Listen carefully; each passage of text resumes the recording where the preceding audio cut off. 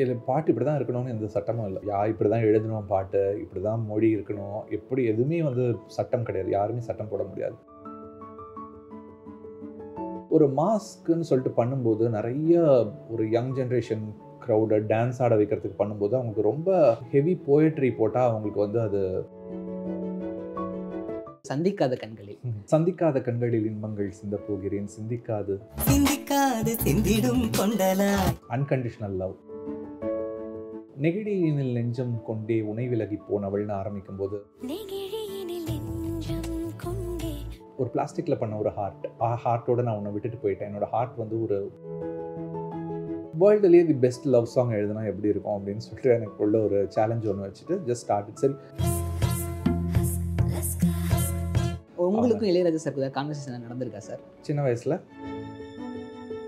மற்றபடி அவர் கூட ஒர்க் பண்ணணும்னு ரொம்ப ஆசை இருந்துச்சு. நிறைய படங்கள் வந்து ஒர்க் பண்ணணும்னு நினச்சிட்டு இருந்தேன், பண்ண முடியல. வெங்கட் பிரபு ரீசெண்டாக ஒரு படம் ஒன்று பண்ணும்போது, ஒரு தெலுங்கு படம் பண்ணும்போது அதில் ராஜா சாரோட மியூசிக் எனக்கு கொடுத்தாங்க. ஸோ அதான் ஃபஸ்ட்டு டைம் வந்து அவரோட மியூசிக்கில் நான் பண்ணது. 80லேருந்து 85 வரைக்கும் 5 ஆண்டுகள் தான் அவன் சேர்ந்து வேலை பார்த்தது. ஆனால் இன்னைக்கு வரைக்கும் அவங்களோட பாடல்கள் பேசிகிட்டு இருக்கோம்.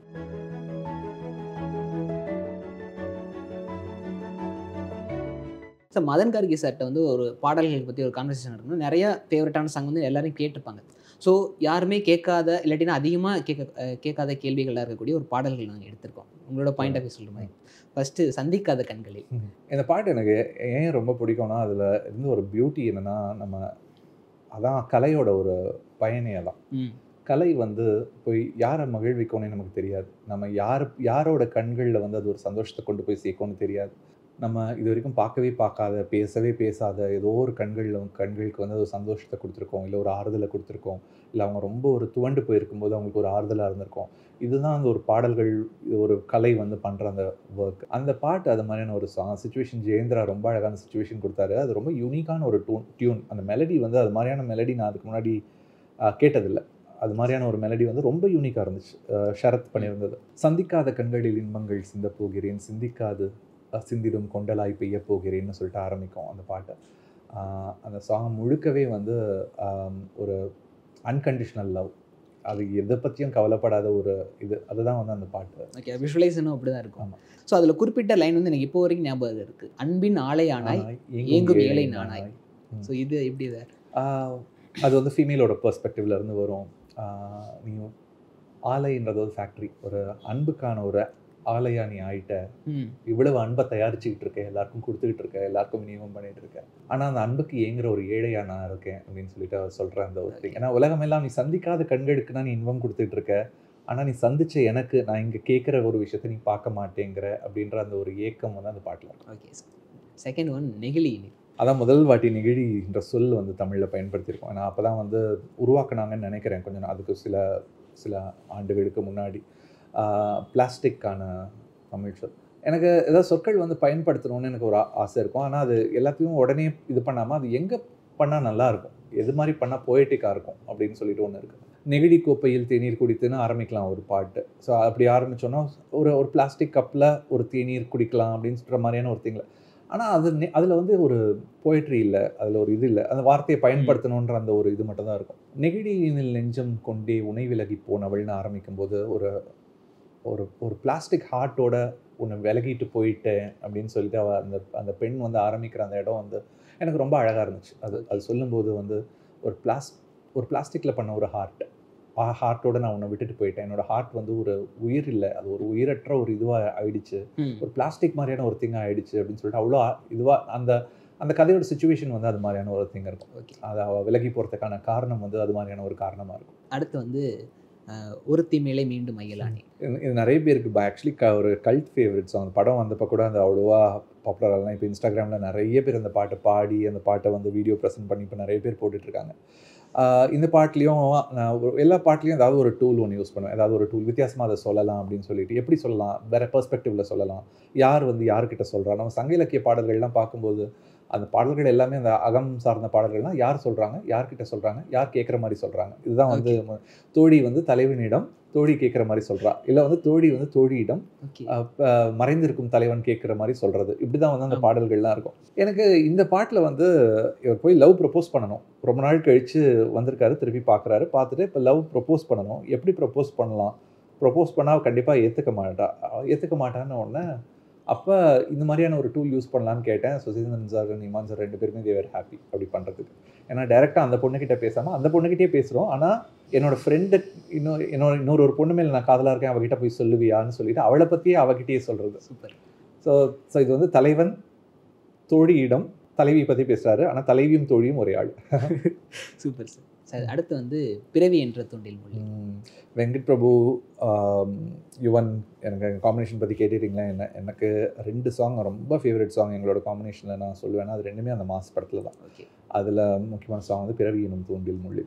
ரொம்ப ஃபிலாசபிக்கலான சாங், எனக்கு ரொம்ப பிடிக்கும். யார் விடியில் யார் வரைந்த கனவுன்னு சொல்லிட்டு அவங்க வைக்கம் விஜயலட்சுமி அவங்களோட வாய்ஸ் வந்து அந்த அவங்க வாய்ஸ் எனக்கு எப்போவுமே ரொம்ப பிடிச்ச ஒரு வாய்ஸ். கண்ணீர்னு இருக்கும், அது கேட்கும் போதே அப்படியே பியர்ஸ் பண்ணும் ஹார்ட். அந்த வாய்ஸ்க்கு அந்த தன்மை இருக்குது. இவனோட மெலடியும் அந்த பாட்டில் வந்து அப்படியே சோல்குள்ளே மெதுவாக இறங்கும். அது அப்படியே அந்த சோல் கரைஞ்சி போகிறத ஒரு மெலடியில் கொண்டு வர முடியும்னா அது அந்த மெலடியில் கொண்டு வந்திருப்பாரு வெங்கட் பிரபு. இது வரைக்கும் நாங்கள் பண்ண சாங்ஸில் அவர் பண்ண விஷுவலைசேஷனில் பெஸ்ட் விஷுவலைசேஷனாக தான் சொல்லுவேன், அந்த பாட்டு தான் சொல்லுவேன். அவ்வளவு கதைகள் இருக்குது. அந்த ஒவ்வொரு ஸ்டோரியும் ஒரு chicken soup for the soul story மாதிரியான ஒரு ஸ்டோரி. அந்த பாட்டுக்குள்ளேயே ஒரு 5-6 ஸ்டோரி கிட்ட வரும்.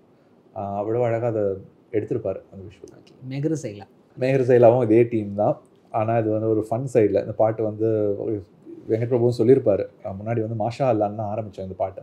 ஆரம்பிச்சுட்டு பாட்டெலாம் முடிச்சு ஷூட் பண்ணிவிட்டு வந்துட்டு அதுக்கப்புறம் யுவன் வந்து பாட்டு ஷூட்லாம் பண்ணிட்டு வந்த உடனே மாஷா அல்லா போட்டு டான்ஸ் ஆடக்கூடாது, அது வந்து சொல்லுவாங்க, இது வந்து அப்படி பண்ணக்கூடாதுன்னு சொல்லுவாங்கன்னு உடனே பயங்கர கோவம் வந்துருச்சு வெங்கட் பிரபு அவருக்கு. என்ன இப்படி சொல்கிற, எப்படி அப்படி பண்ணலாம், நான் போய் ஷூட் பண்ணிட்டு வந்துட்டேன், இப்போ போய் என்ன பண்ணலாம், இது பண்ணலாம், இப்போ எதுவுமே இது பண்ண முடியாது அப்படின்னு. இல்லை நான் புதுசாக போட்டு கொடுக்குறேன், நீ முடிஞ்சால் ஷூட் பண்ணிடு, இது பண்ணிடுன்ட்டு அது மட்டும் ஏதாவது அந்த ரீப்ளேஸ் பண்ணிடுங்கன்ட்டு. அப்படிலாம் பண்ண முடியாது, என்ன எப்படி இப்போ எப்பயோ பண்ணி முடிச்சாச்சு, இத்தனை மாதம் கழித்து சொல்லக்கூடாது அப்படின்னு பயங்கர இதுவாக போயிட்டுருக்கு ஆர்கியூமெண்ட் அவங்க 2 பேருக்குள்ளே. என்ன முன்னாடி வச்சுக்கிட்டு எனக்கு வந்து ஆர்கியூமெண்ட்ஸ்குள்ளேயே நான் மோஸ்ட்லி கலந்துக்க மாட்டேன். சரி ஓகே, நான் வந்து அப்புறம் வந்து என்ன பண்ணலான்னு கேட்டுட்டு இருந்தப்போ நான் சொன்னேன், சரி நீங்கள் உங்களுக்கு ஓகேனா நம்ம வந்து வேறு வேர்டு ரீப்ளேஸ் பண்ணிடலாம், லிப்புக்கு ஏற்ற மாதிரி வர வேர்டு, நான் என்ன பண்ணிங்கனாலும் மாஷா அல்லா மாதிரி வராது, அது மாதிரி வராதுன்ட்டு வெங்கட் பிரபு வந்து பயங்கர ஸ்ட்ராங்காக இருந்தேன். அப்போ ஒரு 2-3 ஆப்ஷன்ஸ் கொடுத்தேன். அதில் ஒன் ஆஃப் தி திங்ஸ் மெஹர் ஜைலா. மெஹர் ஜைலா சூப்பராக இருக்கே, ரொம்ப நல்லா இருக்கேன்ட்டு அவர் உடனே இம்ப்ரெஸ்டு. யுவன் வந்து கேட்டு மெஹர் ஜைலா அவங்களுக்கு ஓகே, சூப்பராக இருக்குது, போயிடலாமே, நல்லா இருக்குது, சவுண்ட் சூப்பராக இருக்குன்னு பாடி பார்த்துட்டு ரொம்ப நல்லா இருந்துச்சுன்ட்டு அப்படியே போயிட்டு வி ரெக்கார்டட் சாங் ரெக்கார்டிங்லாம் முடிச்சிட்டோன்னே பாட்டு முடிக்கிற சமயத்துலாம் வெங்கட் பிரபு கேட்டார், ஆமாம் மெஹர் ஜைலானா என்ன அர்த்தம் அப்படின்னு கேட்டார். அப்போ தான் கேட்டார், பரவாயில்ல இப்போயாவது கேட்குறீங்க, ஆனால் என்ன அர்த்தம்னா டைரக்டரும் மியூசிக் டைரக்டரும் சண்டை போடக்கூடாதுன்னு அர்த்தம். அதுக்கு எந்த மீனிங்கும் இல்லை ஆக்சுவலி. ஸோ அந்த பாட்டுக்காக கிரியேட் பண்ண ஒரு சாங் தான் சார். இப்போ இது மட்டும் இல்லாமல் ஒரு லோன்லெஸ்ஸை வந்து லவ் பண்ணக்கூடிய ஒரு பாட்டு அப்படின்னா எண்ணிய தனிமையை, ஸோ அது எப்படி சார் கிரியேட் ஆச்சு? சக்தி சௌந்தரராஜன் சிச்சுவேஷனில் இருந்தான். அவர் சிச்சுவேஷன் சொல்லும்போது ஹி வாண்டட் ஒரு பர்சன், ஒரு லோன்லி பர்சன். அவர் வந்து தனியாக படிச்சுட்ருக்காரு, இது பண்ணிகிட்ருக்காரு, நிறைய கதை சொன்னார். அவர் அந்த ஹீரோ வந்து இஸ் பை ஹிம்செல்ஃப், அவராக நிறைய பண்ணிகிட்ருக்காரு, படிச்சுட்ருப்பார், இது பண்ணிகிட்ருப்பார். அவரை பற்றி ஒரு டைரக்டர்ஸ் பாயிண்ட் ஆஃப் வியூவில் இருந்து போகலாம் அப்படின்னு சொல்லிட்டு தான் அவர் வந்து இவன் யார், ஏன் இது பண்ணுற, அது மாதிரி ஒன்று போகலாம் அப்படின்ட்டு ஃபஸ்ட்டு ஒரு இனிஷியல் ஒரு தாட் இருந்துச்சு. அதுக்கப்புறம் இமான் வந்து ஏதாவது லைன்ஸ் கொடுங்க எனக்கு டியூன் போடுறதுக்குன்னு சொல்லிட்டு ஹி ஆஸ்ட். எனக்கு வந்து அதை நான் சொன்னேன்ல, ஒவ்வொரு சாங் ஒரு டூல் யூஸ் பண்ணோம், யார்கிட்ட பேசுகிறா, யார் என்ன சொல்கிறா, இதுவும் அது மாதிரியான ஒரு சாங். இது வந்து ஒரு டைரக்டர்ஸ் பாயிண்ட் ஆஃப் வியூவில் இருந்து இவன் ஏன் தனிமையாக இருக்கான், இவனுக்கு தனிமை இவ்வளோ பிடிக்குது அப்படின்னு சொல்லிட்டு போகலாம். ஆனால் அவனே வந்து ஒரு தனிமை கூட பேசினா எப்படி இருக்கும், தனிமையை வந்து அவனே வந்து ஒரு உருவகப்படுத்தி அதுக்கு ஒரு உருவம் கொடுத்து, அது ஒரு ஃப்ரெண்டாக, ஒரு அம்மாவா, ஒரு காதலியா, வெவ்வேறு சமயங்களில் அந்த தனிமையை வந்து வெவ்வேறு மாதிரி அவன் பார்த்தான்னா எப்படி வந்து இருக்கும் அப்படின்ட்டு அந்த ஒரு தாட் வந்துச்சு. அது பண்ணேன். எனக்கு அதான் இது மாதிரி எனக்கு பெரிய ஒரு அட்வான்டேஜ் என்னென்னா, டைரக்டர்ஸ், மியூசிக் டைரக்டர்ஸ் மாதிரி டிஃப்ரெண்ட்டான பெர்ஸ்பெக்டிவே சேஞ்ச் பண்ணும்போது அவங்க தி ரெடிலி அக்செப்ட். அதுக்கு வந்து ஏன்னா இது இன்ட்ரெஸ்டிங்காக இருக்குது, நம்ம சொன்ன தாட்டை விட இது நல்லா இருக்குன்ட்டு இமீடியட்டாக அது சில சமயங்களில் பண்ணுவாங்க. அப்படி வந்த சாங். ஓகே. இப்போ இப்போ வரக்கூடிய மியூசிக்ஸில் வந்து சில ஒரு விமர்சனங்கள் இருக்குது. அதாவது டம்மி லிரிக்ஸ் போட்டிருப்பாங்க. ஸோ அதுவே நல்லா இருக்குன்னு சொல்லிட்டு இப்போ அதுவே வந்து விட்டுடுறாங்க. அதோட அர்த்தம் புரியாமல் அதுவும் ட்ரெண்ட் ஆகுது அப்படின்னு சொல்லி ஒரு பார்வை இருக்குல்ல சார், அதை பற்றி உங்களோட கருத்து என்ன சார்? இதில் பாட்டு இப்படி தான் இருக்கணும்னு எந்த சட்டமும் இல்லை. ஸோ இப்படி தான் எழுதணும் பாட்டு, இப்படி தான் மொழி இருக்கணும், எப்படி எதுவுமே வந்து சட்டம் கிடையாது. யாருமே சட்டம் போட முடியாது. எல்லா மாதிரி பாடல்களும் வரணும். அதுதான் வந்து ஒரே ஒரு எல்லா ஏன்னா பாடல்கள் கேட்குறவங்க வந்து நிறைய பேர் இருக்காங்க. அவங்க ஒரே ஒரு மாதிரியான இது கிடையாது. ஒரு மாஸ்க்குன்னு சொல்லிட்டு பண்ணும்போது நிறைய ஒரு யங் ஜென்ரேஷன் க்ரௌடை டான்ஸ் ஆட வைக்கிறதுக்கு பண்ணும்போது அவங்களுக்கு ரொம்ப ஹெவி போயட்ரி போட்டால் அவங்களுக்கு வந்து அது போய் சேர மாட்டேங்குது, அந்த பாட்டும் பெரிய ஹிட் ஆக மாட்டேங்குதுன்ற ஒரு தாட் ஒன்று இருக்குது. அதனால் ரொம்ப கலோக்கியலாக போயிடலாம், ரொம்ப லைட்டாக போயிடலாம், பேச்சு மொழியில் ரொம்ப எதுவும் மீனிங்லாம் பெருசாக இல்லாமல் வேர்ட்ஸாக மட்டும் அடுக்கிட்டு போகலான்னு சில பாட்டு வருது. அதே சமயத்தில் சில பாடல்கள் ரொம்ப நல்ல கருத்தாழமிக்க பாடல்கள் வந்துட்டுருக்கு. அதுவும் இன்னொரு பக்கத்தில் வந்துட்டுருக்கு. அது எல்லா காலகட்டத்துலேயும் இருந்துச்சு.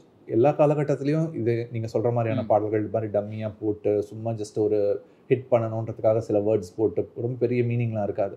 அது காலம் வந்து எந்த பாட்டு வேணும் எந்த பாட்டு வேணாம்னு காலம் முடிவு பண்ணிக்கும். ஸோ அப்பா வந்து திருவின் குரல் அப்படின்ற படத்தோட இன்டர்வியூவில் வந்து ஒரு சொல்லியிருந்தார். எப்படின்னா வரலாறையும் வாழ்வியலையும் நீங்கள் தெரிஞ்சுக்கணும் தோண்டணும் அப்படின்னா பாரதி ராஜா படங்களில் தோண்டலாம், இல்லாட்டி என்னுடைய பாடல்களில் தோண்டலாம். இன்னும் நான் சொல்வதற்கு தயக்கம் இல்லை, இளையராஜாவையும் தோண்டினால் உங்களுக்கு தெரியும் அப்படின்னு சொன்னார்.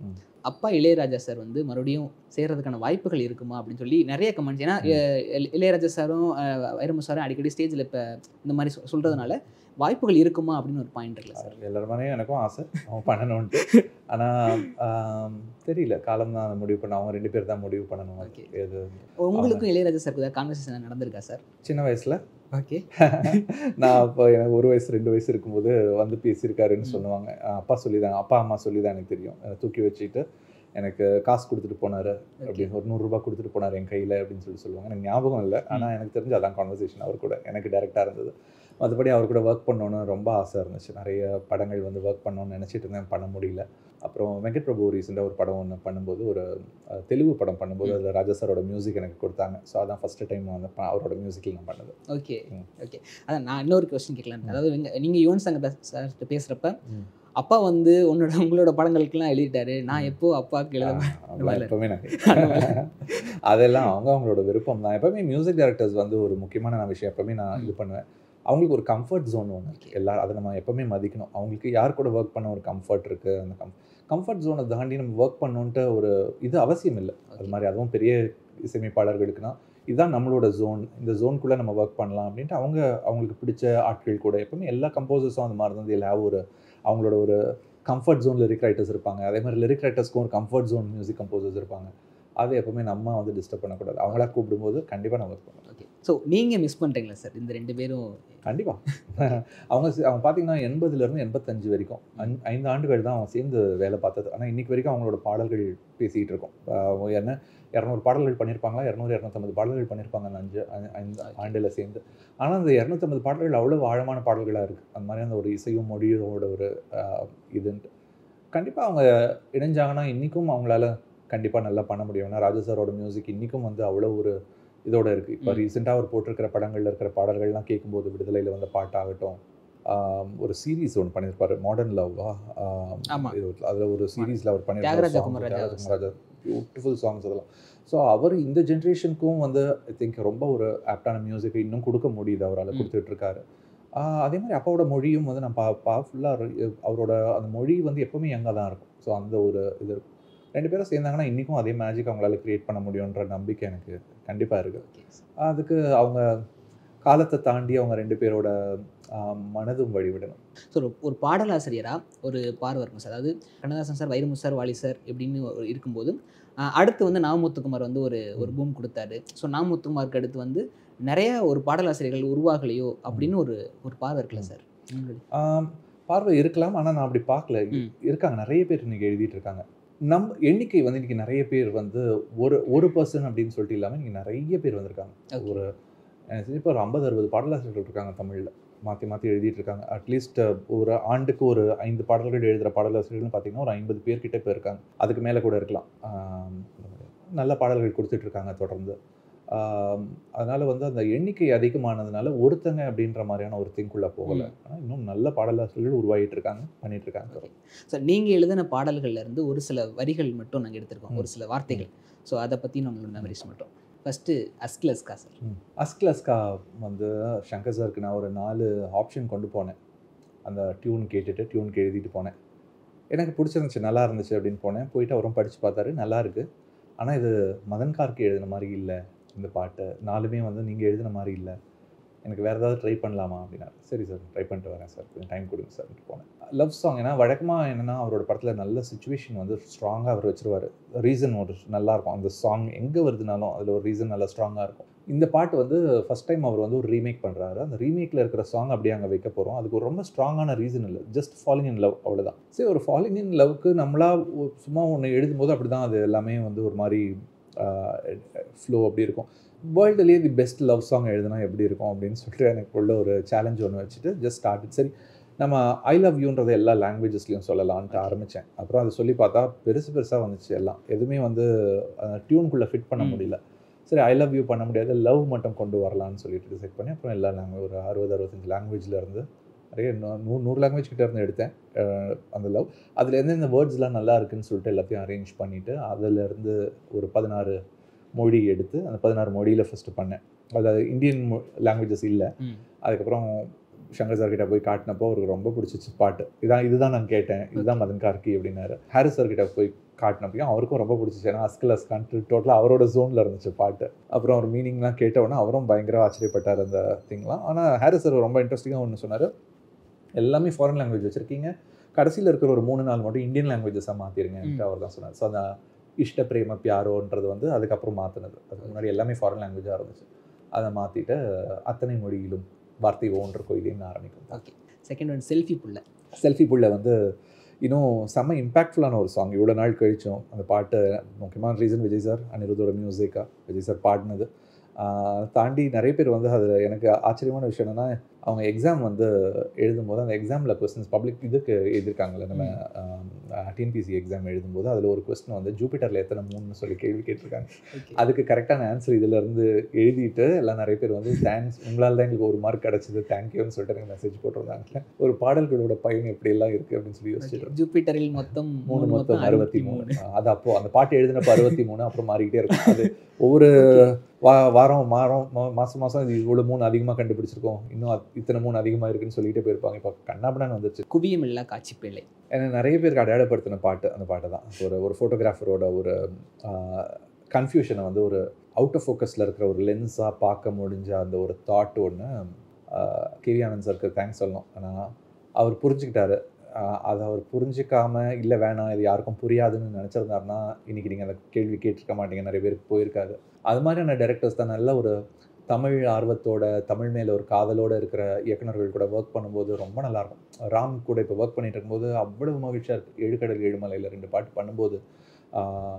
ஏன்னா அவர் அந்த தமிழை கொண்டாடுவார். ஒரு ரொம்ப அழகான வரிகள் வந்துச்சுன்னா அதை கொண்டாடிட்டு அவ்வளோ அழகாக இருக்குதுன்னு சொல்லிட்டு பாராட்டுவார். கூட உட்காந்துட்டு நம்ம அதை இது இப்படி பண்ணலாமா, இன்னும் இதுவாக யோசிக்கலாமா, இன்னும் ஆழமாக போகலாமான்ட்டு அவங்க நமக்கு இன்னும் சேலஞ்ச் கொடுத்துக்கிட்டே இருப்பாங்க. சார் இன்னொன்று, லண்டன் பொண்ணு தமிழ் பையன், இதை வச்சு நீங்கள் 2 பாடல்கள் எழுதியிருக்கீங்க. ஒன்று வந்து ஒசக்கவாக இருக்கட்டும் சரி, இன்னொன்று வந்து இங்கிலீஷ் லவ்ஸில். ஸோ இது 2 எப்படி சார்? 2ம் டோட்டலி செம கான்ட்ராஸ்டிங்கான பாட்டு. இங்கிலீஷ் லவ்ஸ் வந்து ஒரு மாதிரி கைண்ட் ஆஃப் ஒரு ஃபோக்லேயே ஃபுல்லாக போகும். தேனி காத்தோடையும் அது மாதிரி தான் கைண்ட் ஆஃப் ஒரு ஃபோக்கில் அது போகும். அதனால கம்பேரிசன் 2மே. ஒன்றுத்தில் வந்து 2 பெர்ஸ்பெக்டிவும் இருக்கும், ஒன்றுத்தில் ஒரு ஹீரோவோட பெர்ஸ்பெக்டிவ் மட்டும் இருக்கும்.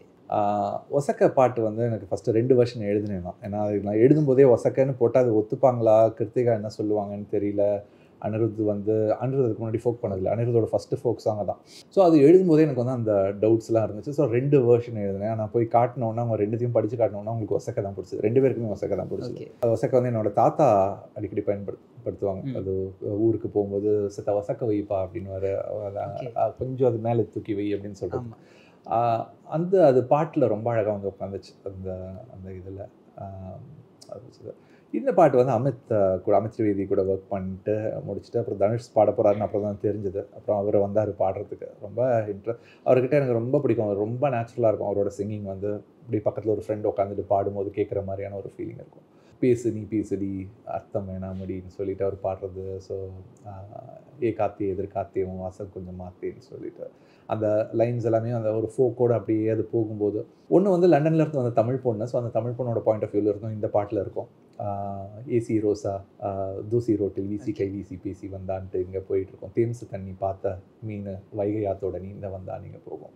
இந்த பாட்டில் வந்து ஆச்சரியம் தான் எனக்கு வந்து எப்படி எனக்கு இது மாதிரியான ஒரு திங் நடந்துச்சுன்ற ஒரு ஆச்சரியம் வந்து இந்த பாட்டில் இருக்கும். ஒரு பாட்டு எழுதும்போது நம்மளோட யூனிக்காக நம்ம ஒரு பாட்டு நார்மலாக ஒரு இந்த கம்போஸ் இந்த மீட்டரில் நம்ம கொடுத்துட்டா இல்லாமல் ஒவ்வொரு பாட்டுக்கும் நீங்கள் புதுமை கொடுத்துக்கிட்டு இருக்கீங்க. அதோட எல்லா பாடல்களுமே நாங்கள் அதனால தான் இப்போ கேள்வியாகவும் வந்துகிட்டு இருக்கோம். இந்த புதுமையை கொடுக்கணும் அப்படின்ற ஒரு தாட் எப்படி சார் இருக்குது?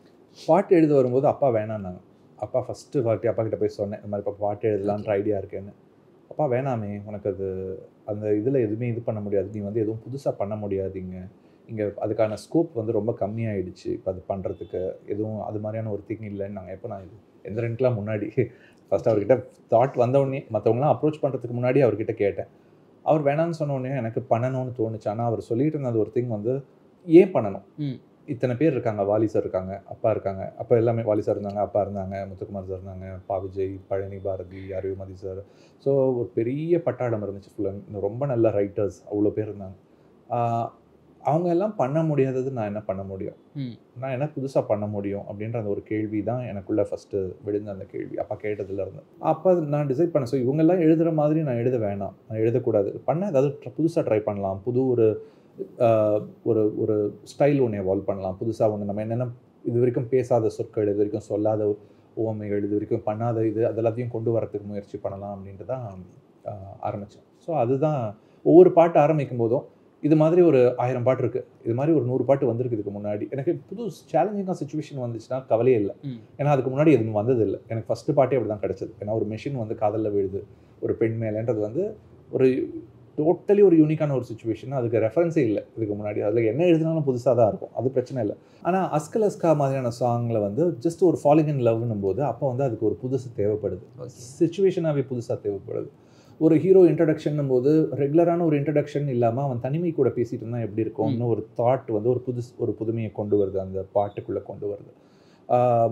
அதனால தான் ஒரு பழி வாங்க போகுதுன்னா எனக்கு ரொம்ப ஈஸி, அதுக்கு எழுதுறது வந்து பயங்கர ஈஸி. ஆனால் ஒரு ரெகுலர் ஹீரோ பழி வாங்குறதுக்கு போகும்போது எழுதுறது வந்து டஃப்பு. அப்போது நம்ம புதுசாக பண்ண முடியும் அப்படின்ட்டு ஒவ்வொரு வாட்டியும் அந்த கேள்வியை நான் என்கிட்ட கேட்பேன். ஒரு பாட்டு எழுதுறதுக்கு முன்னாடி இது மாதிரி என்னென்ன பாடல்கள் வந்திருக்கு, அது மாதிரி பாடல்கள் இல்லாமல் நம்ம இதை எப்படி பண்ண முடியும் அப்படின்ட்டு.